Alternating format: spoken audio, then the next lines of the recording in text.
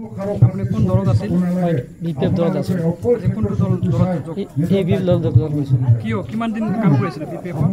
5 বছৰৰ পৰা কাম কৰি আছোঁ। 5 বছৰ 2003 পৰাই কাম কৰি আছোঁ।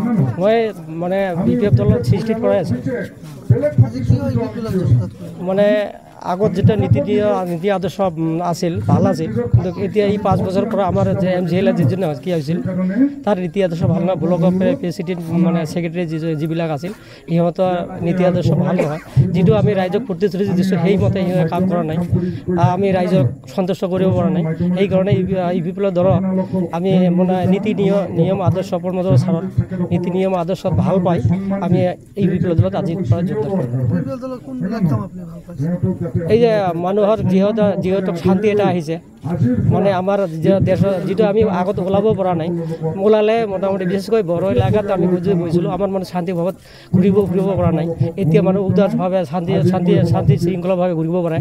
আৰু প্ৰমোদৰ ছাৰে যিবিলাক জাতি জনগোষ্ঠী সকলে সমান চকুৰে চায়।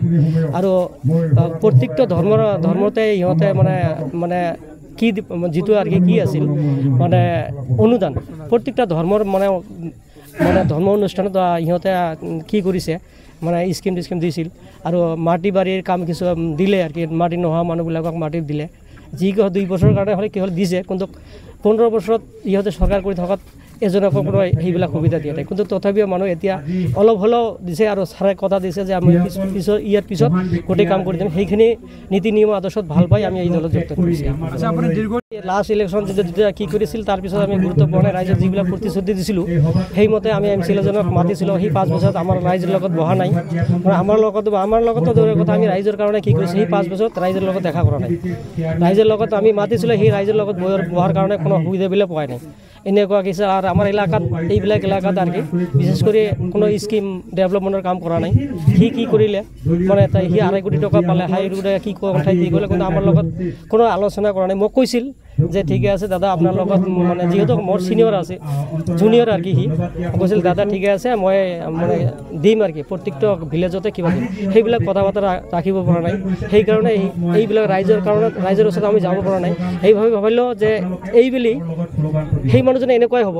তাৰ লগত যদি তাকে MCL মানে কি দিলে BPFৰ পৰা টিকেট দিলে, তাৰ লগত যদি ঘূৰোঁ আমি তেনেহ'লে ৰাইজক আমি সেৱা শুশ্ৰূষা কৰিব সুবিধা দিব নোৱাৰোঁ। সেইকাৰণে আমি আজি চিফ ছাৰ যিহেতু আমাৰ এই দত্ত সমষ্টিত মানে আহিছে, চিফ ছাৰে বহুত ভাল মানুহ, তাৰ নীতি আদৰ্শ ভাল। সেইকাৰণে সেই দলত আমি যোগদান কৰিলোঁ। আজি আৰু মোৰ লগত 8জন কৰিলে আজি, কিন্তু মোৰ কিছু বহুত মানুহ আছে। আৰু মই ভাবিছোঁ মই 3-4জন মানুহ আৰু কিবা চাৰিটা কৰিব।